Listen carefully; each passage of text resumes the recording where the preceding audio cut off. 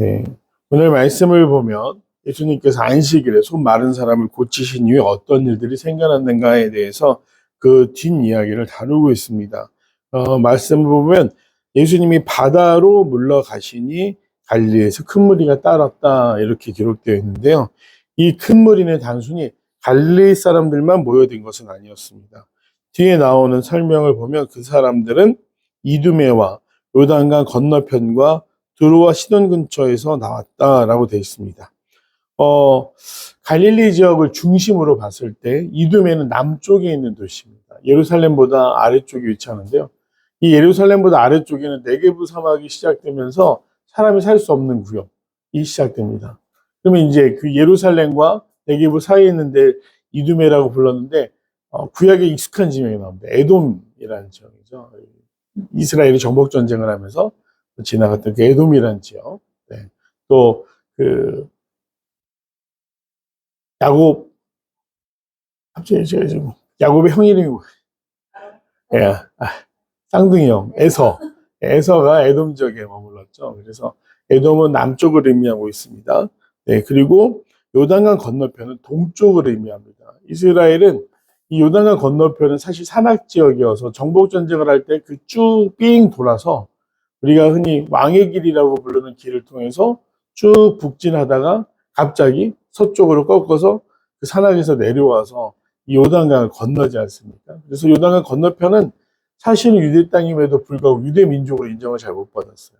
정복 전쟁을 할 때 이 므낫세와 그다음에 몇 지파들이 남아가지고 절반 정도가 남아서 세 지파가 남았는데 이 세 지파가 거기 정착하면서 사실 유대 사회 주류를 편성하지 못했습니다. 왜냐하면 먼저 정착하고 우리는 나몰라라 할까봐 그런 역사적인 배경으로 인해서 유대 동쪽하면 유대인들임에도 불구하고 좀 먼 그런 느낌을 가진 사람들도 예수님 앞으로 나왔다.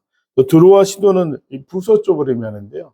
이 유대 땅은 예루살렘 주변이나 바닷가, 지중해랑 붙어 있지 않습니까? 근데 이 항구가 만들기 힘든 땅이라고 해요. 그 테라로사, 뭐 지역, 저의 지리적인 것은 잘 모르는데 땅이 잘 안 파져서 이 예루살렘까지는 항구가 없습니다. 이 드로아 시도는 북서쪽에 위치하고 있는데 이스라엘이 뭐 백향목을 레바논 백향목을 수입할 때라든지 여러 가지 그 항구가 나올 때 꼭 등장하는 것이 드로아 시돈 지역입니다. 그래서 이 많은 적 한마디로 동서남북에서 예수님을 찾아 사람들이 모여들었다라고 기록하고 있는 것입니다. 그래서 예수님이 많은 사람들이 이렇게 모여드니까 좀 힘드셨나 봐요. 왜냐하면 성경에서 묘사를 하는 건 애워싸 미는 것을 피하기 위해 작은 배를 대기하도록 제자들에게 명하셨다. 그러니까 드러내놓고 다니실 수가 없습니다. 만나는 사람들마다 밀면서 에워싸는 거예요. 굉장히 적극적으로 예수님 앞으로 나왔다는 걸 알 수가 있습니다. 예, 그 상황들 가운데 예수님이 이 작은 배를 명하신 것은 단순히 사람들 피하기 아니라 일정의 거리를 두시고 안전을 위해 또 하나는 그들이 맹목적이에요. 병을 고치고자 하니까 사실 예수님의 말씀에 집중을 해야 되는데 이성적이지 못한 거죠. 그것을 위해서 지혜롭게 제자들에게 부탁을 하셨다라는 것을 알 수가 있습니다. 그리고 예수님이 하나님의 아들이셨음을 계속해서 증거하는 이 기사들이 나오고 있죠. 더러운 귀신들도 어느 때든지 예수님을 보면 그 앞에 엎드려 부르짖었다. 당신은 하나님의 아들이십니다. 이런 이야기들을 했다라고 기억하고 있는 것. 즉, 이 모든 모습을 볼 때 오늘까지 기록하고 있는 것은 사역 초기에 벌어진 일이다. 왜냐하면 예수님이 앞으로도 공생을 조금 더 하셔야 되는데 처음부터 하나님의 아들이다, 하나님의 아들이다 이런 어떤 열풍이 불기 시작하면 바리새인들이나 사두개인들이 더 적극적으로 예수님과 대립할 수밖에 없는 상황이기 때문에 오늘 이렇게 하신 것을 볼 수가 있습니다. 그래서 예수님이 그들에게 자기를 나타내지 말라고 많이 경고하셨다라고 되어 있습니다. 그래서 보면 가버나움에서의 사역을 한번 일단락하고 있는데 예수님이 수많은 병자들을 고치셨을 뿐만 아니라 과연 안식일은 무엇을 하는 날인가? 그들에게 백성들의 무지에 의해서 그들을 이용하던 서기관들과 또 바리새인들, 사두개인들이 더 이상 자기들 마음대로 백성에게 율법을 내세워서 강조할 수 없게 된 거죠. 율법 했는데 율법을 지켜라 했는데 결국 예수님이 뭐라고 말씀하십니까? 율법을 왜 만들었느냐? 하나님이 우리에게 율법을 왜 주셨느냐? 죄를 구별하고 죄에서 떠나, 즉 하나님이 사랑하는 모습으로 살 수 있도록 깨닫게 하신 건데, 율법 그 자체가 목적이 되니까 폭력이 되고 또 사람들을 착취하는 도구가 돼서 하나님이 기뻐하지 않는다는 것을 사람들이 알게 됩니다. 그리고 그 일들의 결과로 많은 사람들이 예수님께 몰려들었다. 이렇게 지금 묘사하고 특별히 강조하고 있는 이유가 있습니다. 무엇인가 하면 뒤에 이제 제자들을 세우시는 장면이 나오는데요. 예수님의 공생의 목적은 궁극적으로 본인이 이 땅에서 메시아로 활동하셨을 뿐만 아니라 무엇을 남기셨죠? 제자를 남기셨고 교회를 남기셨어요. 그렇기 때문에 오늘 이 혼란스럽고 혼돈스러운 사역을 돕기 위한 제자들을 세우셨다라고 말하기 위해서 앞에 수많은 사람들이 동서남북에서 모여들었고 어떤 열기와 또 그들이 가지고 있었던 맹목적인 열정에 대해서 성경이 다루고 있는 것입니다. 그래서 예수님은 어떻게 하셨는가? 산에 오르셨다. 그래서 제가 가보지는 않았지만 가버나움 인근에 이렇게 분지지형처럼 그 바다로 이어지기 전에 이렇게 울타리, 구릉에서 산으로 연결되는 그런 지형이 있다고 해요. 그래서 산상수훈도 그렇고 여러 가지 예수님이 중요한 얘기를 하실 때 항상 등장하는 게 뭐냐면 산으로 올라가서 이야기를 하셔요. 근데 그 산으로 올라가신 이유와 목적이 무엇이냐? 산으로 올라가면요, 당장 많이 아픈 사람들은 못 따라 올라갑니다. 또 하나 뭐냐면 불편해요. 불편하다 보니까 산에 올라가서까지 예수님의 말씀, 설교를 들으려는 사람들에게 무엇이 있었을까요? 열심히 있었던 거죠. 그들은 단순히 상황의 호전, 병이 낫거나 귀신이 나가는 것, 그것을 넘어서서 예수님이 말씀하시는 말씀을 듣기 위해 구별된 1차적인 과정이 무엇이냐? 높은 곳으로 가셔서 사람들을 부르셨다는 겁니다. 산에 오르사, 그 다음에 아주 참 도전이 되는 표현이 등장하고 있는데, 자기가 원하는 자들을 부르시니 라고 되어 있습니다.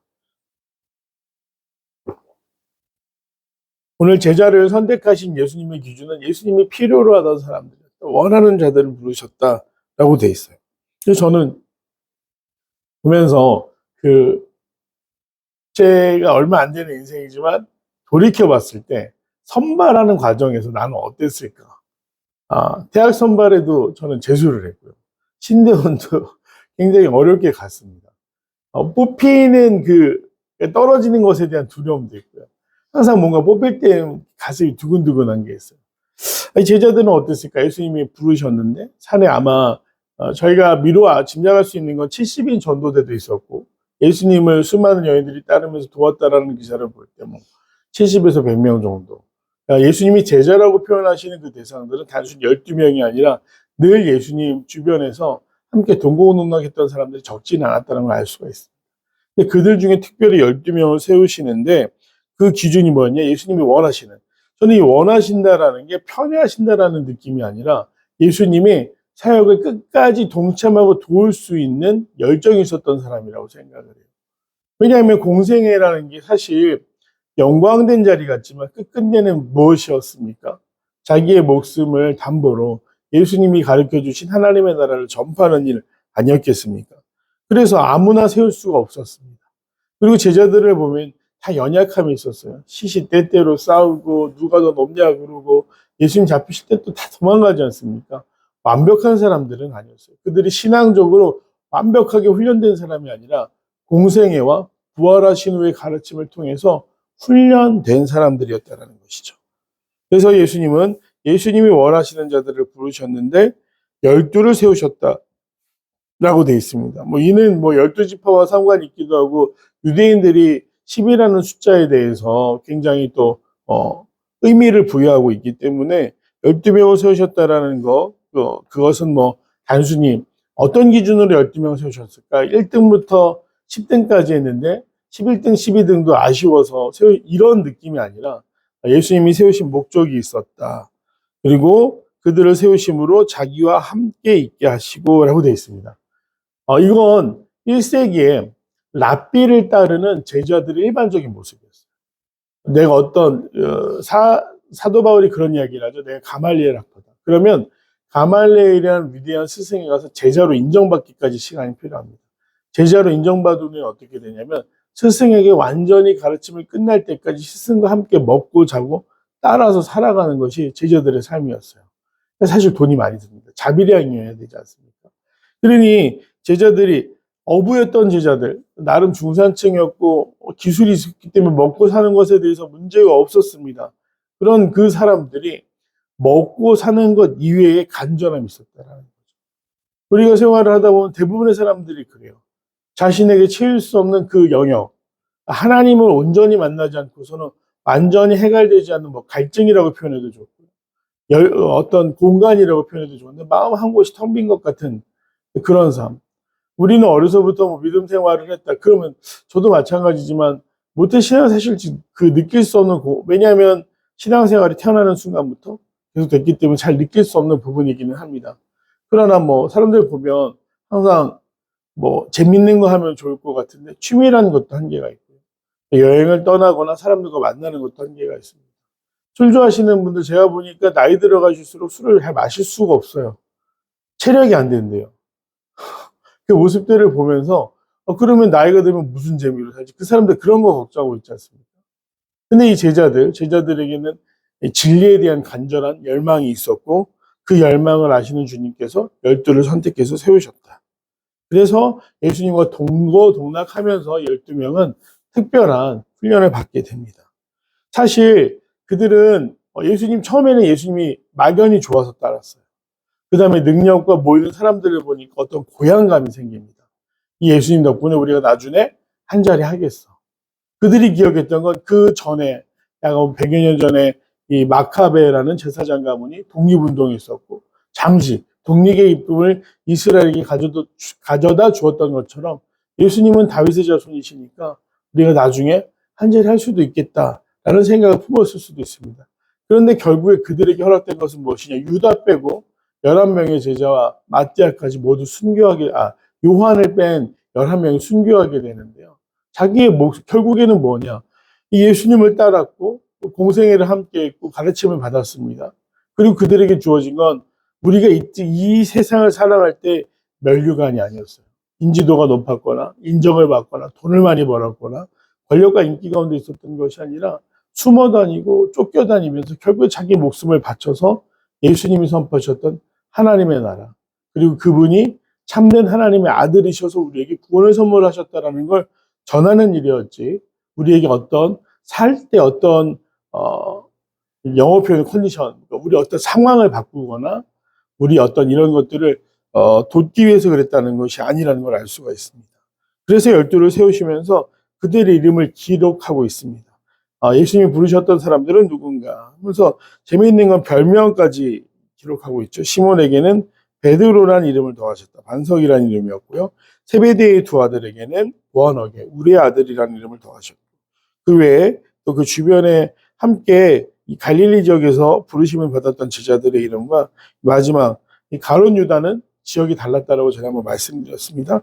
남부에 왔었던 유다까지 하면서 예수님을 판 사람이었다라고 이 제자들에 대해 짧게 다루고 있습니다. 특별히 마가가 제자들의 이름을 기록한 것은, 마가는 제자는 아니었어요. 엄밀히 따지면 제자 다음 세대입니다. 좀 어린 사람이에요. 왜냐하면 우리가 잘 알고 있듯이 그 사도 바울과 함께 다녔던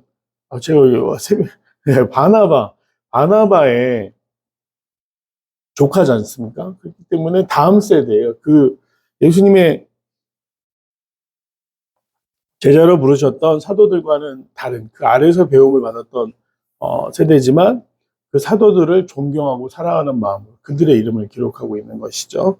그래서 오늘 말씀을 보면 예수님이 분주한 사역 가운데 혼자서 그 모든 사역을 감당하실 수 없다라는 걸 아셨고, 특별히 그 중에 예수님을 사모하는 12명을 세우셨다. 그리고 그 12명을 부르신 기준이 무엇인가? 그들이 다른 것보다도 무엇보다도 예수님을 더 사랑하는 자들이었다라는 걸 오늘 말씀을 통해 알 수가 있습니다. 그럼 내용 관찰을 한번 보도록 하겠습니다. 예수님을 만지고자 몰려왔던 큰 무리는 어떤 사람들이었는가? 성경은 두 가지로 기록하고 있는데, 많은 병조와 귀신 들린 자, 영육 간의 연약함으로 인해서 예수님이 필요했던 사람들이라고 기록하시면 좋을 것 같습니다. 예수님 없이 살 수 없었던 병자와 귀신 들린 자들이 예수님을 찾아 나섭니다. 예수님께서는 12제자를 세우신 후 이들에게 무엇을 하게 하십니까? 첫 번째는 예수님과 함께 있게 하셨다라고 되어 있고요. 두 번째는 전도를 시키셨다라고 되어 있고, 세 번째는 귀신을 쫓는 권능을 주셨다라고 되어 있습니다. 이 세 가지 역할이 다 다른데, 1번, 예수님과 함께 있게 하셨다라는 건 뭐냐면, 예수님과 친밀히 함께 하면서 예수님께 배움을 받았어요. 우리가 직접 지금 예수님을 뵐 수는 없지만, 예수님과 함께 있게 한다는 것이 무엇이냐? 배움 있는 자리를 사모하는 것, 또 하나는 예배의 자리를 사모하는 것이라고 할 수 있겠습니다. 두 번째는 전도를 시키셨다라는 건데, 예수님의 궁극적인 목적이셨죠. 회개하라, 천국이 가까이 왔다. 오직 하나님이 이 땅을 사랑하셔서 그 죄악 중에 두게 하지 않으셨고, 회개와 또 하나님의 나라를 소망하게 하시는, 그걸 알리고 전하는 일을 하게 하십니다. 세 번째는 귀신을 쫓는 권능을 주셨다, 능력을 주셨다라는 걸 의미해요. 자, 근데 이제 중요한 것은 전도가 먼저 나왔고 능력이 뒤에 나오는데요. 이 능력이 중요해서 뛰어나는 게 아니라 전도를 위해 필요한 일이었다라는 거죠. 당시 사람들은 사실 문맹인 사람들도 많았습니다. 그리고 이 워낙 완악한 시대였기 때문에 자기가 직접 보지 않으면 믿지를 않는 거예요. 그래서 능력이 필요한 겁니다. 단순히 어떤 무슨 환타지처럼 하나님의 아들이시라는 걸 증명하기 위해서 신적인 권능이 필요한 게 아니라, 예수님께서는 그 권능을 사용하신 목적도 무엇이었는가? 회개하고 하나님의 나라를 소망하게 하시기 위해서 이 권능을 사용하셨다는 거죠. 그래서 제자들에게도 능력을 주십니다. 가끔 안타까운 게 은사 중심주의라는 말이 있습니다. 교회 생활을 하다 보면 특별히 우리가 어떤 특정 교단을 다뤄서 그렇지만, 오순절이나 성결교단 같은 경우 성령을 굉장히 강조하고 은사에 대해서 굉장히 강조해요. 분명히 신앙이 성숙해지기 위해서 은사가 필요합니다. 성령의 능력이 필요해요. 그런데 문제는 은사와 능력만 있으면 안 되고, 고린도전서 13장을 보면 거기에 뭘 더하라고 말씀하시죠? 사랑을 더하라고. 결국에 은사와 능력의 목적이 무엇인가? 성도를 사랑하기 위해서, 믿지 않는 자들을 사랑하기 위해서 필요하다라고 이야기를 하고 있죠. 그런 것처럼 오늘 제자들에게 주신 것, 많은 사람들이 오해하는데, 은사가 있으면 신앙이 좋거나 믿음이 좋은 사람이 아닙니다. 필요에 따라 주시는 거고요. 그 은사의 주체가 사람이 아니라 하나님이시기 때문에 이건 선물이지, 사람이 어떤 자신의 능력이 아니라는 것이죠. 네. 그래서 예수님은 함께 있기 위해 또 그들에게 전도를 명령하셨고, 귀신들을 쫓는 권능을 주셔서 일할 수 있도록, 사용할 수 있도록 배려하십니다. 3번, 예수님께서는 왜 12제자에게 전도와 귀신을 내쫓는 권능을 주십니까? 왜 주셨을까요? 아까 말씀드린 것처럼 전도를 돕기 위해. 은사의 목적, 정말 능력의 목적은 단순합니다. 예수님이 하나님의 아들이시라는 걸 믿을 수 있게 하기 위해서. 4번, 연약한 영혼을 살리기 위해 12제자에게 치유와 권능을 주신 예수님의 모습에서 무엇을 느낍니까? 그렇죠. 예수님이 제자들을 세우신 목적은 예수님 혼자서 그 모든 공생애를 감당하시기에는 너무나 많은 사람들이 열정적으로 동서남북에서 모여들었습니다. 그래서 그 일을 돕기 위해서, 돕게 하시기 위해 제자들을 선택하셨고, 사실 그곳에서 한 사람이라도 더라는 마음이 좀 저는 느껴졌습니다. 즉, 우리를 너무나 사랑하셔서 혼자서만 하시는 것이 아니라 한 사람이라도 더 부르셨다. 네. 이렇게. 네. 그다음에 결단과 적용인데요.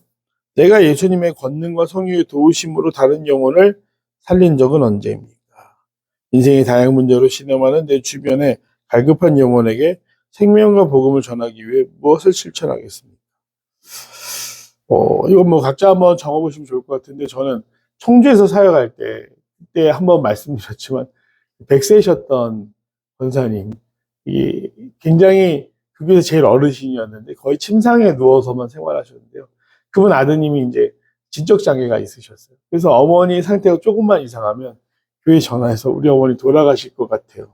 우리 어머니 돌아가실 것 같아요. 막 이렇게 전화를 하시면 가야 되는데, 제가 그 교구하는 동안 한 4번을 갔습니다. 결국에 나중에 소천하시기는 하셨지만 4번 가셨는데, 가셔서 가서 뭘 했느냐, 이제 기도를 해달라고 그러세요. 그러면 저도 두려운 마음으로 막 기도를 합니다.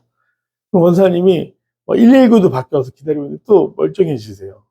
그러면 저는 다시 교회로 가고, 집사님 와서 교회 와서, 목사님 기도해줘서 우리 어머니 다시 건강해졌다고. 그럼 담임목사, 아유, 그래, 수고했다. 이러시고. 한 4번 해요. 그러니까 4번 하니까 이제 그 다음에 어떻게 되냐면 교구가 달라졌는데도 저한테 전화하시는 거예요.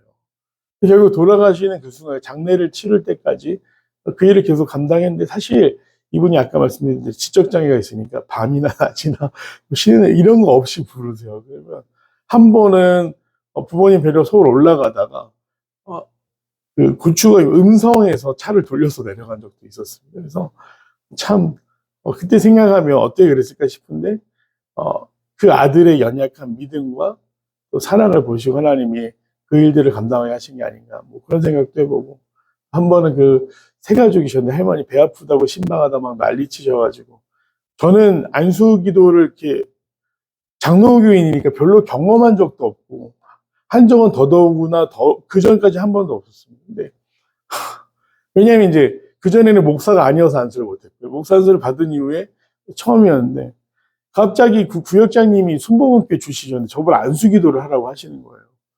그 순간에 정말 오만 가지 생각이 다 든 거예요. 하나님 안 나오면 어떡하죠? 큰일 났는데 하나님 도와주셔야겠어요. 그 생각밖에, 머리 하얘지면서 하나님 저는 못하니까 도와주세요. 그리고 그 한 80 되신 할머니 배에 손을 얹고 목통이 사라지게 해주세요라고 이제 간절히 기도하고, 저 혼자서 불안해. 구역 식구들 빨리 다 기도하라고 신방하다 막, 그때 대신방하다 아주 되게 웃겼습니다. 그래서 막 기도를 했는데 재미있는 건 할머니가 괜찮아지셨는데 노인정이 소문을 내신 거예요. 그 목사 신통하대. 선대니까 내가 그러니까 제가 그쪽에 막, 그러니까 이 구역장님은 그거 보고 나서 그 동네 할머니들을 다 데리고 오시는 거예요.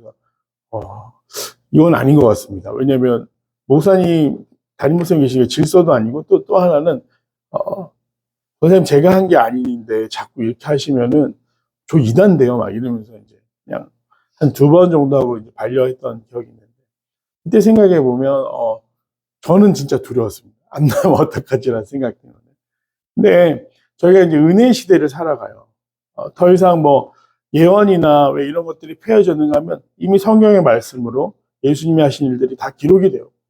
또 하나는 이제 사람들이 이전처럼 봐야만 믿는 시대. 안타깝게도 여전히 그런 사람들이 많이 있지만, 그렇기보다는 말씀을 통하고 우리가 예수님에 대해서 알리고 이야기함으로써 믿을 수 있는 시대가 됐다라는 거죠. 뭐 그럼에도 필요한 경우에 특별히 선교라든지 특별한 전도를 위해서 능력이 필요한 시대이기도 하지만, 소망하는 것은 이게 그러면 뭐 목사만 가능하니? 아니죠.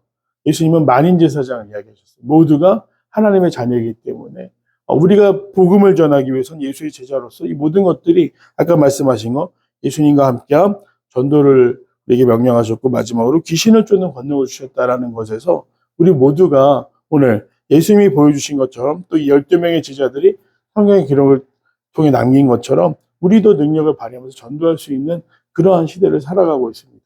바라기는 그렇다고 한다면 우리에게 주신 마지막 사명, 땅끝까지 이르러 내 증인이 되리라 말씀하신 그 말씀 기억할 때 우리에게 지금 정말 맡겨주신 영혼들, 저는 벅차기도 하고 또 때때로 두렵기도 합니다. 왜냐하면 지금 막 각자 이제 결단하신 이름들이 있고 그들을 위해서 기도하는데, 하나는 이들이 나왔을 때 얼마나 교회 큰 기쁨이 될까라는 기대감이 있습니다. 또 하나는 그 시간이 길어질까 봐 걱정해요. 저는 뭐 반드시 그들이 하나님 앞으로 돌아온다고 생각을 합니다. 그러나 그 시간이 너무 길지 않았으면 좋겠다라는 두려움도 공존합니다. 바라기는 우리가 함께 기도함으로, 오늘 예수님께서 제자들을 세우신 것처럼 우리가 혼자가 아니라는 것을 기억하시고 함께 기도함으로 그 영혼을 구원하는 거룩한 일들을 이뤄갈 수 있는 예수님의 제자로 살아갈 수 있는 더 필그림 교회 성도들이 되시길 간절히 소망합니다. 기도하겠습니다. 은혜로우신 아버지 하나님, 참 감사합니다. 주님, 우리에게 맡겨주신 영혼들을 기억할 때 우리가 어찌 가만히 있을 수 있겠습니까? 하나님, 우리를 사용하여 주시옵소서. 우리를 통하여 복음이 전해지게 하시고 우리를 통하여 하나님의 나라가 확장되는 그 은혜가 시작되게 하여 주시옵소서. 우리가 동행하실 것을 믿사오며 사랑하는 예수님의 이름으로 간절히 기도드립니다. 아멘.